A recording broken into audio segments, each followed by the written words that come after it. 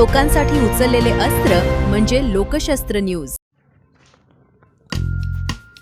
सातपूरच्या doctor Babasaheb Ambedkar चौक परिसरात रस्त्यावर भाजीपाला विकणाऱ्या एका तरुणावर मनपा अतिक्रमण विभागाने कारवाई केली। अतिक्रमण वाहन येताच घाबरलेल्या तरुणाने तिथून पळ काढला, पण खरी वेदना त्यानंतर सुरू झाली। रस्त्यावर राहिलेल्या काकड्या, टोमॅटो, मिरच्या, पालक, कोथिंबीर आणि इतर पालेभाज्या असा तब्बल 15,000 रुपयाचा माल तेथेच पडून होता।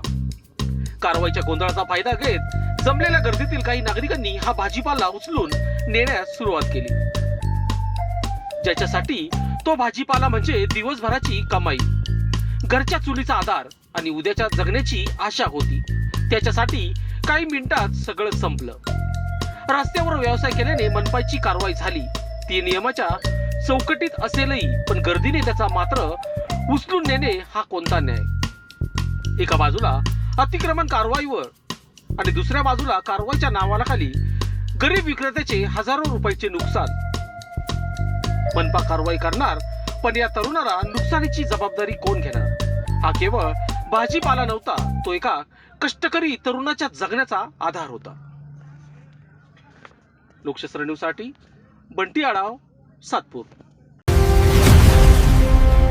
लोकांसाठी उचललेले अस्त्र म्हणजे लोकशस्त्र न्यूज।